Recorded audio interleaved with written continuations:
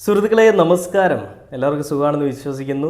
നമ്മൾ ഇന്ന് വന്നൊരു കാര്യം എന്ന് പറഞ്ഞാലേ, ഞാനിന്ന് കണ്ടൊരു വാർത്തയാണ്. റാപ്പർ വേടനെതിരെ ലുക്ക് ഔട്ട് നോട്ടീസ്. അതായത് വേടൻ വിദേശത്തേക്ക് കടന്നു കളയാമെന്നുള്ളൊരു ഭയത്തിന്മേൽ പോലീസ് അല്ലെങ്കിൽ നമ്മുടെ നിയമ സംവിധാന വ്യവസ്ഥ തയ്യാറാക്കിയിരിക്കുന്ന ഒരു കാര്യം എന്ന് പറഞ്ഞാൽ, പുതിയൊരു പ്ലാൻ എന്ന് പറഞ്ഞാൽ ലുക്ക് ഔട്ട് നോട്ടീസ് അയച്ചിട്ടുണ്ട്.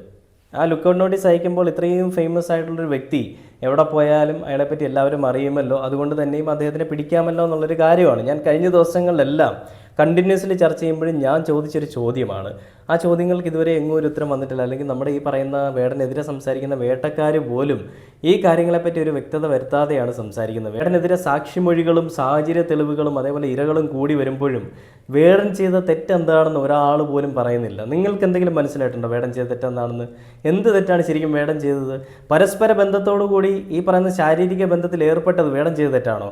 വേടൻ മാത്രമാണോ ചെയ്തത്? രണ്ട് കരങ്ങൾ ചേർന്നാലേ സൗണ്ട് ഉണ്ടാവുള്ളൂ അല്ലേ എന്ന് പറയുന്ന പോലെ രണ്ട് വ്യക്തികൾ ചേരുമ്പോഴാണ് അത് ശാരീരിക ബന്ധമാവുന്നത്. അപ്പം അങ്ങനെ വന്നൊരു കാര്യത്തിൽ രണ്ടുപേരുടെയും പരസ്പര സമ്മതത്തോടു കൂടി വന്നൊരു കാര്യത്തിൽ പിന്നീട് വന്നിട്ട് ഈ വേടൻ ഇങ്ങനെ ചെയ്തു എന്ന് പറഞ്ഞുകൊണ്ടൊരു പ്രസ്താവനയായിട്ടൊക്കെ വരുമ്പോഴേ അതിൽ എത്രത്തോളം ലോജിക്കുണ്ട് അല്ലെങ്കിൽ അതിൽ എത്രത്തോളം വാല്യൂ ഉണ്ടെന്നുള്ളത് നമുക്ക് സാധാരണ ജനങ്ങൾക്ക് ചിന്തിക്കാവുന്നേ ഉള്ളൂ. സാധാരണ മൈൻഡ് സെറ്റിൽ നമുക്ക് ചിന്തിക്കുമ്പോൾ തന്നെ മനസ്സിലാവുന്ന ഒരു കാര്യം. എന്നിട്ടും വേടനെതിരെ സംസാരിക്കുന്ന ആളുകൾ, മറ്റേ പ്രത്യേകിച്ച് ഞാൻ പേര് പറയുന്നില്ല കേട്ടോ, ഇനി പേര് പറയുന്നത് ആർക്കും ബുദ്ധിമുട്ട് പോകുന്നുണ്ട, അങ്ങനെയുള്ളവർക്ക് മാത്രം ഇത് എന്തുകൊണ്ട് മനസ്സിലാവുന്നില്ല?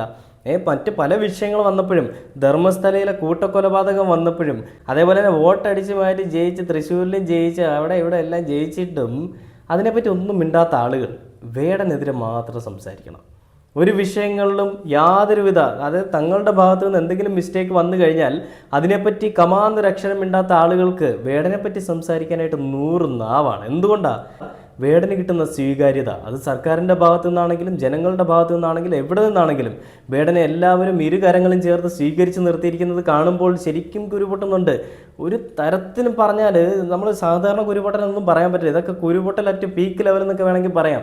അമ്മാതിരി കുരുപൊട്ടലാണ്. പൊട്ടി പൊട്ടി അവസാനം എത്തി നിൽക്കുന്നത് ഈ വേടൻ എന്ന് പറയുന്ന വ്യക്തിയെ സ്വീകരിക്കുന്ന അല്ലെങ്കിൽ സംരക്ഷിക്കുന്നത് ഇടതുപക്ഷ സർക്കാരാണ്.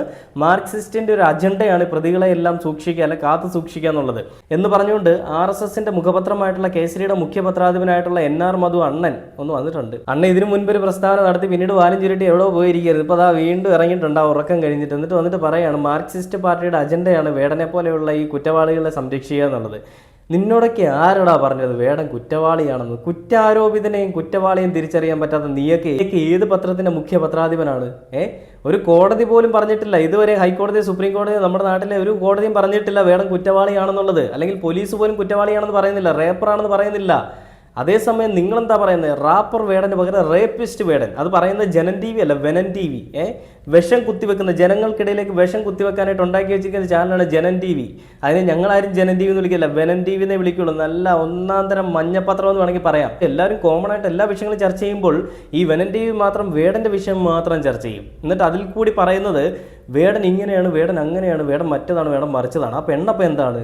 ഒരു പയ്യനൊപ്പം ഒരു മോഹന വാഗ്ദാനം കിട്ടിയപ്പോൾ അല്ലെങ്കിൽ വിവാഹ വാഗ്ദാനം കിട്ടിയപ്പോൾ അല്ലെങ്കിൽ പണം കണ്ടപ്പോൾ ഓടിച്ചെന്നിട്ട് സ്വന്തം ശരീരം ആ പയ്യന് മുന്നിൽ പണയം വെച്ചതിന് ശേഷം വന്നിട്ട് പറയുന്നതിൽ എന്ത് വാല്യൂ ആണുള്ളത്? അത് ഡോക്ടറാണെങ്കിലും ഏതൊരു സാധാരണ ജനങ്ങളാണെങ്കിലും നമുക്ക് ചിന്തിക്കുമ്പോൾ മനസ്സിലാവുന്ന ഈ കാര്യം തന്നെയാണ്.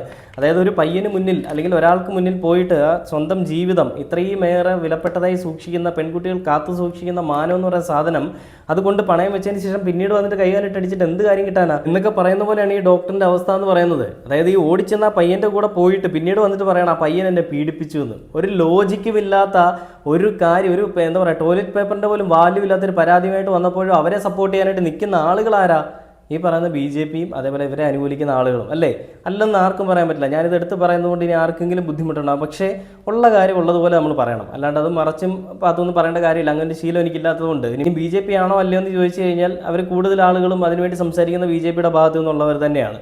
അപ്പോൾ ഇതിൽ NR മധു പറഞ്ഞത് റാപ്പറോ റേപ്പിസ്റ്റോ അതേപോലെ തന്നെ മാർക്സിസ്റ്റ് പാർട്ടിയുടെ ഔദ്യോഗിക അതിഥിയായിട്ട് ഈ വേടനെ അല്ലെങ്കിൽ പീഡന ദാതാവായിട്ട് വേടനെ പ്രഖ്യാപിക്കണമെന്നൊക്കെയാണ് NR മധുവിൻ്റെ ആ പ്രസ്താവന. നമുക്കൊന്ന് കേട്ടിട്ട് ബാക്കി വീഡിയോയിലേക്ക് പോവാം. NR മധു, കേസരി മുഖ്യ പത്രാധിപർ നമ്മോടൊപ്പം ചിരിക്കാണ്. ഡോക്ടർ NR മധു, ഇവിടെ ഈ റാപ്പർ വേടൻ ഇപ്പോൾ റേപ്പർ വേടനായി മാറിക്കഴിഞ്ഞു. അത്തരത്തിലുള്ള പരാതികൾ വന്നു കഴിഞ്ഞു. പക്ഷേ ഒന്ന് തൊടാൻ പോലും നമ്മുടെ പോലീസ് സംവിധാനങ്ങൾക്ക് സാധിക്കുന്നില്ല. എങ്ങനെ കാണുന്നു? ഈ ഇടതുപക്ഷ സർക്കാർ കേരളത്തില് പ്രതികൾക്കൊപ്പമാണല്ലോ. ഇത് കഴിഞ്ഞ ദിവസം ഈ റാപ്പർ വേടന്റെ കാര്യത്തെക്കാളും വളരെ വിചിത്രമായ ഒരു കാര്യം നമ്മൾ കണ്ടല്ലോ. ഒരു മനുഷ്യന്റെ 2 കാലും വെട്ടി അയാൾ ഇന്ന് ഭാരതത്തിന്റെ പാർലമെന്റിനെ അലങ്കരിക്കുന്ന MP ആയി മാറിയിരിക്കുന്നു. ആ മനുഷ്യനെ വെട്ടിയ ആ പ്രതികൾക്ക് യാത്രയപ്പ് കൊടുക്കാൻ ജനപ്രതിനിധി കൂടിയായിട്ടുള്ള മാർക്സിസ്റ്റ് പാർട്ടിയുടെ നേതാവ് പോകുന്നു. അതിനെ പിന്തുണയ്ക്കുന്ന മാർക്സിസ്റ്റ് പാർട്ടി. അപ്പൊ ഇവരാരുടെ കൂടെയാണ്? NR മധു പറഞ്ഞ ആ ഒരു കാര്യത്തിനോട് ഞാൻ യോജിക്കുന്നുണ്ട്. പല കൊള്ളരുതായ്മകളും നമ്മുടെ സർക്കാർ ചെയ്യുന്നുണ്ട്. പക്ഷേ എന്തുകൊണ്ട് കേരളം ഒരു ഭ്രാന്താലയമാകുന്നില്ല? എന്തുകൊണ്ട് കേരളം പശുവിൻ്റെയും ചാണകത്തിൻ്റെയും പേരിൽ പരസ്പരം അങ്ങോട്ടും ഇങ്ങോട്ടും തല്ലി മരിക്കുന്നില്ല എന്ന് ചോദിച്ചു കഴിഞ്ഞാൽ അതിനെനിക്ക് ഉറപ്പിച്ച് പറയാൻ സാധിക്കും. പല കാര്യങ്ങളിലും എനിക്ക് എതിർപ്പുണ്ടെങ്കിലും, പല കാര്യങ്ങളും നമ്മൾ വീഡിയോ ചെയ്തപ്പോഴും എതിർത്ത് പറഞ്ഞിട്ടുണ്ടെങ്കിലും, ഇടതുപക്ഷ സർക്കാർ ഉള്ളത് കൊണ്ട് തന്നെയാണ് നമ്മുടെ കേരളത്തിൽ ഇങ്ങനത്തെ തന്തയ്ക്ക് പ്രക്കാഴിക നടക്കാത്തത്. അല്ലെങ്കിൽ എന്നേ ഇടതുപക്ഷ സർക്കാർ ഇല്ലെങ്കിൽ, അല്ലെങ്കിൽ ഈ പറയുന്ന പിണറായി സഖാവ് ഇല്ലെങ്കിൽ, അല്ലെങ്കിൽ പിണറായി സഖാവിൻ്റെ അനുയായികൾ ഇല്ലെങ്കിൽ എന്നേ കേരളം ഒരു ഭ്രാന്താലയമായനെ. ഇതുപോലെയുള്ള പ്രതികളെ സംരക്ഷിക്കുന്നു എന്നുള്ളൊരു കാര്യത്തിൽ അടച്ചൊരു ആക്ഷേപം എല്ലാവരും പറയുന്ന പോലെ തന്നെ ഞാനും പറയാറുണ്ട്, പലപ്പോഴും നമ്മുടെ വീട്ടിൽ നമ്മൾ പറഞ്ഞിട്ടുണ്ട്. പക്ഷേ ഒരു തരത്തിൽ നോക്കുകയാണെങ്കിൽ 100-ൽ 50% നല്ല കാര്യങ്ങൾ തന്നെയാണ് ഇവർ ചെയ്യുന്നത്. ബാക്കി 50% കൊള്ളരുതായ്മകൾ ചെയ്താലും മറ്റുള്ള പാർട്ടികൾ ഇപ്പോൾ ഈ പറയുന്ന ആളുകളൊക്കെ 100% കൊള്ളരുതായ്മകളാണ് ചെയ്യുന്നത്. അപ്പോൾ ഇങ്ങനെയുള്ള കാര്യങ്ങളിൽ ഈ ആടിനെ പിടിച്ച് പശുവാക്കുക, പശുവിനെ പിടിച്ച് ആനയാക്കുക എന്നൊക്കെ പറയുന്ന രീതി പ്രസ്താവനയായിട്ട് വരുന്ന ആളുകളൊന്ന് ചിന്തിക്കുക. നിങ്ങളൊക്കെ ഇവിടെ ഭരിച്ചിരുന്നെങ്കിൽ ഈ കേരളം എന്നെ നശിച്ചേനെ, മുടിഞ്ഞേനെ നമുക്ക് ഉറപ്പിച്ച് പറയാൻ പറ്റും. അതായത് ഓരോ ആളുകളെ കൊണ്ടുവന്നിട്ട് അങ്ങോട്ടും ഇങ്ങോട്ടും തല്ലിക്കുക, വർഗീയ ലഹള ഉണ്ടാക്കുക, വർഗീയത പറഞ്ഞുകൊണ്ട് ഈ പറയുന്ന വോട്ട് മേടിക്കാൻ നോക്കുക, ജാതിപരമായിട്ട് പിന്നോക്കം നിൽക്കുന്ന ആളുകളെ അടിച്ചമർത്തുക, മതപരമായിട്ട് പിന്നോക്കം നിൽക്കുന്ന അല്ലെങ്കിൽ ഈ മുസ്ലിം ക്രിസ്ത്യാനികളെ അങ്ങോട്ടും ഇങ്ങോട്ടും തല്ലിക്കുക, എന്നിട്ട് അതിൽ നിന്ന് ചോര കുടിക്കുക, ഇങ്ങനെയൊക്കെയുള്ള പരിപാടികളായിട്ട് ഇവരങ്ങോട്ട് മുന്നോട്ട് പോയേനെ. അതിനൊക്കെ ഇവിടെ ഒരു നല്ലൊരു ക്യാപ്റ്റൻ ഉണ്ടെന്നുള്ളൊരു കാര്യത്തിൽ യാതൊരു സംശയവും കേരളത്തിലെ ജനങ്ങൾക്കില്ല. അതുകൊണ്ട് ഇടതുപക്ഷ സർക്കാർ ഇവിടെ ഉള്ളിടത്തോളം കാലം നിന്റെ ഒന്നും ഈ കൊള്ളരുതായ്മകളെ തന്തയ്ക്ക് പ്രക്കാഴിയോ ഒന്നും നമ്മുടെ കേരളത്തിൽ വില പോവില്ല എന്നുള്ളത് പ്രത്യേകം ഞാൻ പറയുകയാണ്. അതുകൊണ്ട് തന്നെയാണ് ഇടതുപക്ഷ സർക്കാർ ഇവിടെ നിലനിൽക്കുന്നതും ഇടതുപക്ഷ സർക്കാരിന്റെ റിലവൻസ് എന്തുകൊണ്ടാണെന്നുള്ളതും നമുക്ക് മനസ്സിലാവുന്നത് അതുകൊണ്ട് തന്നെയാണ്. ഒരു പരിധിയിൽ കൂടുതൽ നിന്റെയൊക്കെ തോന്നിവാസങ്ങൾ ഇങ്ങോട്ടേക്ക് കടന്നു കൂടാതിരിക്കാൻ വേണ്ടി ഇടതുപക്ഷ സർക്കാർ വലയം കീപ്പ് ചെയ്തിട്ടുണ്ട്. ആ വലയത്തിനെ കാത്തു സൂക്ഷിക്കുന്ന കേരളത്തിലെ ഓരോ ജനങ്ങളുമാണ്. ആ ജനങ്ങൾ ഉള്ളിടത്തോളം കാലം, അല്ലെങ്കിൽ ഈ ഇടതുപക്ഷ സർക്കാരിന്റെ ഒരു നിലപാട് ഇവിടെ ഉള്ളിടത്തോളം കാലം, അല്ലെങ്കിൽ നയം ഇവിടെ ഉള്ളിടത്തോളം കാലം നിങ്ങളുടെ ചാണകമൊന്നും മെഴുകാൻ പറ്റിയ പ്ലാറ്റ്ഫോം ഒന്നും നമ്മുടെ ഈ കേരളത്തിലെ മണ്ണിലില്ല മക്കളെ. ബാക്കി കേട്ട് നോക്കാം. എല്ലാ കാലത്തും പ്രതികൾക്ക് ആരാണോ പ്രതികൾ ആ പ്രതികൾക്കൊപ്പമാണ് ഇവര്. ഇപ്പൊ വേടൻ സ്റ്റേറ്റിന്റെ ഗസ്റ്റ് ആണല്ലോ ഇപ്പോൾ. അതുകൊണ്ട് ഇതൊരു എന്താ പറയാ, സ്റ്റേറ്റ് ഓർഗനൈസ്ഡ് പീഡനമാണെന്നാണ് നമ്മൾ കാണുന്നത്. അപ്പോൾ അതൊരു ഇടതുപക്ഷ സർക്കാർ അതിന്റെ ഒരു ഔദ്യോഗിക പീഡനമായിട്ട് വേണം ഇതിനെ കണക്കാക്കാൻ. എനിക്ക് തോന്നുന്നു ഇനിയിപ്പോൾ ഒരുപക്ഷെ വേടന്റെ സാഹിത്യം സർവകലാശാലയിൽ പഠിപ്പിച്ചതുപോലെ വേടന്റെ ഈ കൃത്യങ്ങൾ ഒരുപക്ഷെ ഒരു മത്സര ഇനമായിട്ടൊക്കെ യുവജനോത്സവത്തിനൊക്കെ നമ്മുടെ സർവകലാശാല യുവജനോത്സവത്തിനൊക്കെ പെടുത്താൻ മേലാത്ത. കണ്ടില്ലേ, ഞാൻ കഴിഞ്ഞ ദിവസം ചർച്ച ചെയ്തപ്പോഴും പറഞ്ഞൊരു കാര്യം, എന്തുകൊണ്ട് വേടനെതിരെ ഇവർ സംസാരിക്കുന്നു? വേടന്റെ പാട്ട് സർവകലാശാലയിൽ പാഠ്യ വിഷയമാക്കിയതുകൊണ്ട് അല്ലെന്ന് ആർക്കെങ്കിലും പറയാൻ പറ്റുമോ? ഇനി ഒരിക്കലും പറയാൻ പറ്റില്ല. കാരണം NR മധുവണ്ണം പറഞ്ഞ് അറിയാതെ വായിൽ നിന്ന് വീണ് പോയതാണെങ്കിലും പറഞ്ഞൊരു കാര്യം അതാണ്. അതായത് വേടൻ്റെ പാട്ട് കാലിക്കറ്റ് സർവകലാശാലയിൽ പാഠ്യവിഷയമാക്കിയതുപോലെ സ്കൂളുകളിലൊക്കെ ആണെങ്കിലും അത് പാഠ്യവിഷയമാക്കണം, അല്ലെങ്കിൽ അത് ഉപയോഗിച്ചുകൊണ്ട് പിള്ളേരെ പഠിപ്പിക്കണം. അറിയാതാണെങ്കിലും പ്രായം കൂടുമ്പോൾ ചിലപ്പോൾ അറിയാതെ കുറേ കാര്യങ്ങളൊക്കെ പറഞ്ഞു പോകുന്നൊക്കെ പറയുന്ന പോലെ NR മധു അറിയാതെ പറഞ്ഞു പോയതായിരിക്കും ഈ വേടൻ്റെ പാട്ട് സർവകലാശാലയിൽ പഠിപ്പിച്ചത് അല്ലെങ്കിൽ പാഠ്യവിഷയമാക്കിയതാണ് ഞങ്ങളുടെ പ്രശ്നം എന്നുള്ളത്. അറിയാതാണെങ്കിൽ അത് പറഞ്ഞു. ഞാൻ ആദ്യമേ പറഞ്ഞില്ലേ, ഇതായിരുന്നു ഇവരുടെ പ്രശ്നം, ഇത് മാത്രമായിരുന്നു ഇവരുടെ പ്രശ്നം. ഡോക്ടറാന്ന് പറഞ്ഞുകൊണ്ട് എവിടെയോ കിടക്കുന്ന പെൺകുട്ടികളെ വിളിച്ചുകൊണ്ട് വന്നിരുത്തിയിട്ട് ചുമ്മാ ആവശ്യമില്ലാത്ത അനാവശ്യ സംസാരങ്ങൾ ഉണ്ടാക്കുക. അതേപോലെ തന്നെ വേടനെയും വേടൻ്റെ അമ്മയെ അപകീർത്തികരമായിട്ട് സംസാരിക്കുക. വേടൻ എന്ന് പറയുന്ന വ്യക്തി ഒരുമാതിരി വല്ലാത്തൊരു രീതിയിലേക്ക് ക്രിയേറ്റ് ചെയ്തെടുക്കുക. ഇതിനൊക്കെ ആരാണ് ഇവർക്ക് അനുവാദം കൊടുത്തത്? ഇരയാന്ന് പറഞ്ഞിട്ട് എന്ത് തോന്നിവാസം, എന്ത് തന്തയില്ലായ്മയും പറയാവുന്നതാണോ? അങ്ങനെയാണോ നമ്മുടെ നിയമ സംവിധാന വ്യവസ്ഥ അനുശാസിക്കുന്നത്? ഇരയാണെങ്കിൽ ഇരയെ തന്നെ തുടരുക, കുറ്റാരോപിതനാണെങ്കിൽ കുറ്റാരോപിതനായിട്ട് തന്നെ തുടരുക. രണ്ടുപേർക്കും ഈക്വാലിറ്റി ആണുള്ളത്. അല്ലാണ്ട് രണ്ടുപേർക്കും രണ്ട് നിയമമൊന്നുമില്ല. പ്രതിയെ ആക്കപ്പെടുന്നവൻ അല്ലെങ്കിൽ പ്രതിയെന്ന് കുറ്റം ആരോപിക്കപ്പെടുന്നവൻ അത് പ്രതിയാണെന്ന് കോടതിയുടെ കണ്ണിൽ കാണുന്നത് വരെയും അയാളൊരു കുറ്റാരോപിതൻ മാത്രമാണ്, അല്ലെങ്കിൽ അയാളൊരു സാധാരണ മനുഷ്യൻ തന്നെയാണ്. ആ മനുഷ്യനെ വന്നിട്ട് അയാളുടെ അമ്മയും അയാളുടെ ജീവിത പശ്ചാത്തലങ്ങളെയും എല്ലാം കരിവാരി തേക്കാനായിട്ട് ശ്രമിക്കുമ്പോൾ ആ വന്നിരിക്കുന്ന ഡോക്ടറിൻ്റെ ഉദ്ദേശശുദ്ധി എന്താണെന്നുള്ളത് നമുക്കെല്ലാം മനസ്സിലാവും അല്ലേ? സ്വന്തം മാനം പോയാലും കുഴപ്പമില്ല, അയാളെ കൂടി നശിപ്പിക്കണം, അയാളുടെ കുടുംബം കൂടി നശിപ്പിക്കണം, മരിച്ചുപോയ അമ്മയെപ്പറ്റി വരെ അപരാധം വന്നിരുന്ന് പറയണം എന്നുള്ള രീതിയിലുള്ളൊരു ചിന്താഗതി ഉണ്ടല്ലോ. അതിന് ആരാണ് ഈ വളം വെച്ച് കൊടുക്കുന്നത്? അത് പ്രത്യേകിച്ച് ഞാൻ പറയണ്ടല്ലോ അല്ലേ, എല്ലാവർക്കും മനസ്സിലാക്കണം. ബാക്കി ഒന്ന് കേട്ടു നോക്കാം.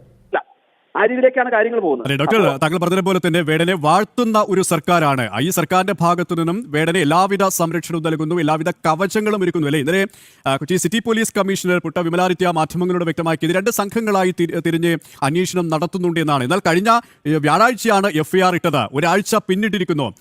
എന്നിട്ടും ഈ നമ്മുടെ പോലീസ് സന്നാഹങ്ങൾക്ക് വേടൻ എവിടെയാണെന്ന് കണ്ടെത്താൻ കഴിയുന്നില്ല എന്ന് നമുക്ക് തീർച്ചയായിട്ടും മനസ്സിലാക്കാൻ സാധിക്കുന്നത്. മുൻകൂർ ജാമ്യം അപേക്ഷ നൽകിയിട്ടുണ്ട്. ആ മുൻകൂർ ജാമ്യം വേടനെ ലഭിക്കാനുള്ള എല്ലാ സാഹചര്യവും അവസരവും ബോധപൂർവം ഒരുക്കി കൊടുക്കുകയാണ് എന്നാണല്ലേ? അവർ നിശ്ചയമായിട്ടും മാർക്സിസ്റ്റ് പാർട്ടിയുടെ ഔദ്യോഗിക സംരക്ഷണത്തിലാണ് വേടൻ എന്നുള്ളതിന് യാതൊരു സംശയവുമില്ല. ഏറ്റവും രസകരമായ ഒരു കാര്യം, ഇവരെല്ലാം നാഴികയ്ക്ക് 40 വട്ടം ഈ ദളിതർക്ക് വേണ്ടി വാദിക്കുന്നവരാണ്. ഞാൻ മനസ്സിലാക്കുന്നത് ഇയാൾ പീഡിപ്പിച്ചിരിക്കുന്ന ഒരു ദളിത് പെൺകുട്ടിയാണ്. ഒരു അതുപോലെയുള്ള നിരവധി കേസുകൾ വേറെ ഇനിയും വരാനിരിക്കുന്നതാണ് ഞാൻ മനസ്സിലാക്കുന്നത്. അപ്പോൾ അണ്ണൻ അറിയാം ഇനിയും വരുമെന്ന്. എങ്ങനെ വരും? പുതിയ ആളുകളെയൊക്കെ അങ്ങ് ക്രിയേറ്റ് ചെയ്ത് വെച്ചിരിക്കില്ല, സെറ്റാക്കി വെച്ചിട്ടുണ്ട്. ഓരോ ദിവസമായിട്ട് ഓരോ എപ്പിസോഡായിട്ട് മാധ്യമ സിൻഡിക്കേറ്റിൽ ഇട്ട് കൊടുക്കും. അമ്മമാരാണെങ്കിൽ എടുത്തിട്ട് അങ്ങ് കടിച്ച് കയറിക്കോളൂ എന്നുള്ള രീതിയിലാണ് അണ്ണൻ പറയുന്നത്. എവിടെയാണ് വേടൻ എപ്പോഴും പീഡിപ്പിച്ചിട്ടുള്ളത്? ഇത് വേടൻ പോയി കൈയും കാലും കെട്ടിയിട്ടിട്ട് ബലാത്സംഗം ചെയ്തിട്ട് ഓടിക്കളഞ്ഞതാണോ? 5 വർഷം മുൻപ് നടന്നതാണ് എൻ.ആർ. മധുവണ്ണ. നിങ്ങൾ ഈ വീഡിയോ കാണുന്നുണ്ടെങ്കിൽ നിങ്ങൾ ശ്രദ്ധിച്ച് കേൾക്കുക. നിങ്ങളൊരു മുഖ്യ പത്രത്തിൻ്റെ ഒരു മുഖ്യ പത്രാധിപരാണ്. നിങ്ങൾ കാര്യങ്ങളെപ്പറ്റി കുറച്ചുകൂടി കാര്യക്ഷമമായിട്ട് വീക്ഷിക്കുകയും അതിനെപ്പറ്റി സംസാരിക്കുമ്പോൾ അങ്ങനെയുള്ള കാര്യങ്ങളെപ്പറ്റി അത് കുറച്ചുകൂടി ദൃഢമായിട്ടും അല്ലെങ്കിൽ അത് കൃത്യമായിട്ടും വേണം സംസാരിക്കാൻ. അല്ലാതെ എവിടെ നിന്നൊക്കെയോ കിട്ടിയ കുറച്ച് പേപ്പർ കട്ടിങ്ങും എടുത്തുകൊണ്ട് വന്നിട്ട് സംസാരിക്കരുത്. ഒരു മഞ്ഞപ്പത്രത്തിൻ്റെ ഒരു പരിപാടി കാണിക്കരുത് മധുവണ്ണ. നിങ്ങൾ ചുമ്മാ ആവശ്യമില്ലാത്ത കാര്യങ്ങൾ എന്തിനാണ് ഈ ചർച്ച ചെയ്യുന്നത്? വേടൻ ഇങ്ങനെയാണ്, വേടൻ അങ്ങനെയാണ്, വേടനെ പോലെ റേപ്പിസ്റ്റിനെ അങ്ങ് സ്വീകരിക്കുന്നു എന്നൊക്കെ പറഞ്ഞുകൊണ്ട് നിങ്ങൾ എന്തിനാണ് ഈ പരാമർശം നടത്തുന്നത്? ദളിതരുടെ കൂടെയാണ് ഇടതുപക്ഷ സർക്കാർ എന്ന് പറഞ്ഞാൽ നിങ്ങൾ ദളിതരുടെ കൂടെ അല്ലല്ലേ? നിങ്ങൾക്ക് ദളിതരെ അങ്ങ് ഭയങ്കര ദേഷ്യമാണല്ലേ? ആ വേടനൊപ്പം നിൽക്കുന്ന വേടൻ ദളിതനായതുകൊണ്ട് പിന്നോക്ക സമുദായത്തിൽപ്പെട്ടവനായതുകൊണ്ട് മാത്രമല്ല, അവനും സമൂഹത്തിൽ അല്ലെങ്കിൽ കേരളത്തിലൊരു ജനം തന്നെയാണ്, അല്ലെങ്കിൽ കേരളത്തിലൊരു പൗരനായതുകൊണ്ടാണ്, അവൻ്റെ മനുഷ്യജീവി ആയതുകൊണ്ടാണ്. അവിടെ ദളിതനെന്നോ അല്ലെങ്കിൽ ആദിവാസിയെന്നോ ഒന്നും ഇവിടെ ആരും പറയുന്നില്ല. നിങ്ങളുടെ ഉള്ളിലുള്ള ചിന്താഗതിയാണ് അതൊക്കെ. ദളിതനെ സംരക്ഷിക്കുന്നു, ആദിവാസിയെ സംരക്ഷിക്കുന്നു, പിന്നോക്ക സമുദായത്തിൽപ്പെട്ടവനെ സംരക്ഷിക്കുന്നു. ഇതൊക്കെ നിങ്ങളുടെ ഉള്ളിലുള്ള ചിന്താഗതികളാണ്. ഇതാണല്ലേ നിങ്ങൾ പറഞ്ഞത് നമ്മുടെ സമൂഹത്തിൽ നിന്ന് ഉന്മൂലനം ചെയ്യാനായിട്ട് ഞങ്ങളെല്ലാം ശ്രമിച്ചു, അത് സംഘപരിവാർ അത് നടപ്പിലാക്കിയെന്ന്. എന്ത് കഷ്ടമല്ലേ? വല്ലാത്ത തരത്തിലുള്ള പ്രസ്താവനകളൊക്കെയാണ്. ബാക്കിയൂടെ കേട്ടു നോക്കിയിട്ട് നമുക്ക് ബാക്കി വീട്ടിലേക്ക് വരാം. ഇത് സ്റ്റേറ്റ് ആരുടെ കൂടെയാണ് നിൽക്കുന്നത്? ഇവിടുത്തെ സ്ത്രീ സമൂഹത്തോടൊപ്പമാണോ ഇവർ നിൽക്കുന്നത്? സ്ത്രീകളുടെ അവകാശങ്ങൾക്ക് വേണ്ടിയും സ്ത്രീകളുടെ മാന്യതയ്ക്ക് വേണ്ടിയും ഒക്കെ സംസാരിക്കുന്നവർ. ഇത് ഇരട്ടത്താപ്പാണ്.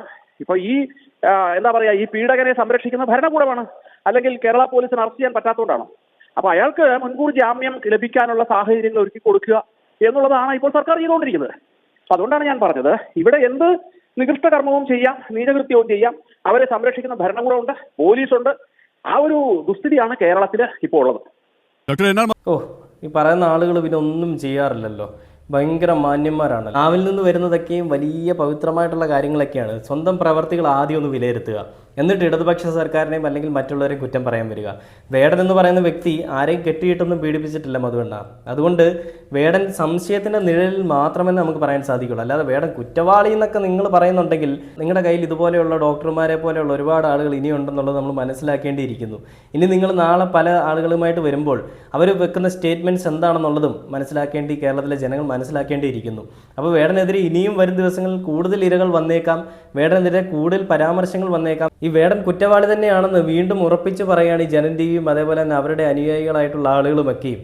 അപ്പോൾ എത്ര തന്നെ നിങ്ങളൊക്കെ കിണഞ്ഞ് പരിശ്രമിച്ചാലും ഒരു കോപ്പും സംഭവിക്കാൻ പോകുന്നില്ല. വേടന് ജാമ്യം കിട്ടുന്നവരെ വേടൻ ഒളിവിൽ തന്നെ ഉണ്ടാവും. ഇനി ഒളിവിലില്ലെങ്കിലും വേടനെ പിടിക്കപ്പെട്ടാലും സത്യം എന്നാണെങ്കിലും പുറത്തു വരും. അത് രണ്ടുപേരുടെയും ഭാഗത്തു നിന്നുള്ള മിസ്റ്റേക്ക് ആണെങ്കിൽ രണ്ടുപേരും ഒരേപോലെ കുറ്റക്കാരാണ്. അങ്ങനെ വേടൻ മാത്രം കുറ്റക്കാരനാകുന്നു? ഒരിക്കലും വേടൻ മാത്രം കുറ്റക്കാരനാവില്ല. വേടൻ മാത്രം കുറ്റക്കാരനാവണമെന്നുണ്ടെങ്കിൽ നിങ്ങൾ വിചാരിച്ച കുറ്റക്കാരനാവും അല്ലേ? വേടൻ ദളിതനാണ്, പിന്നോക്ക സമുദായത്തിൽപ്പെട്ടവനാണ്, വേടൻ കറുത്തവനാണ്, അല്ലെങ്കിൽ അങ്ങനെയൊക്കെയുള്ള രീതിയിൽ വേണമെങ്കിൽ നിങ്ങൾക്ക് വേടനെ പെടുത്താം. പക്ഷേ നിങ്ങൾ ഈ കാണിക്കുന്ന പരിപാടിക്കുള്ളൊരു മറുപടി ഒരു ദിവസം നിങ്ങൾക്ക് വരും. നിങ്ങൾ എല്ലാ കാര്യങ്ങളിലും ഈ രീതിയിൽ പ്രതികരിച്ചിരുന്നെങ്കിൽ ഒരുപക്ഷെ കേരളത്തിലെ ജനങ്ങൾ നിങ്ങളുടെ കൂടെ നിന്നേനെ. അതുകൊണ്ട് ഇനി നിങ്ങളുടെ ഈ പറയുന്ന പൊളിവചനങ്ങളോ അല്ലെങ്കിൽ നിങ്ങളുടെ ഈ തള്ളുകളോ ഒന്നും കേരളത്തിലെ ജനങ്ങളോ അല്ലെങ്കിൽ ഞങ്ങളെപ്പോലുള്ള ആരും സ്വീകരിക്കാൻ പോകുന്നില്ല. അതുകൊണ്ട് തന്നെയും എൻ.ആർ. മധുവണ്ണ, നിങ്ങളൊക്കെ ഈ പ്രസ്താവനകളൊക്കെ നിങ്ങളുടെ കയ്യിൽ തന്നെ വെച്ചേക്കുക. ജനം ടിവിയിൽ മാത്രം ഓടുന്നൊരു പരിപാടിയാണ് ഇതൊക്കെ. അതുകൊണ്ട് ഇത് കേരളത്തിലെ ജനങ്ങൾക്കിടയിലേക്ക് കൊണ്ടുവരാൻ ശ്രമിക്കരുത്. വേണമെന്ന് പറയുന്നൊരു വ്യക്തി ആരാണെന്നും എന്താണെന്നും എല്ലാം ഞങ്ങൾക്ക് എല്ലാവർക്കും അറിയാം. അയാൾക്ക് കൊടുക്കാവുന്നതിൻ്റെ അങ്ങേയറ്റത്തെ പിന്തുണയും കൊടുക്കും, ഇനിയും കൊടുക്കുമെന്ന് പറഞ്ഞുകൊണ്ട് ഈ വീഡിയോയുടെ അവസാനിക്കുകയാണ്.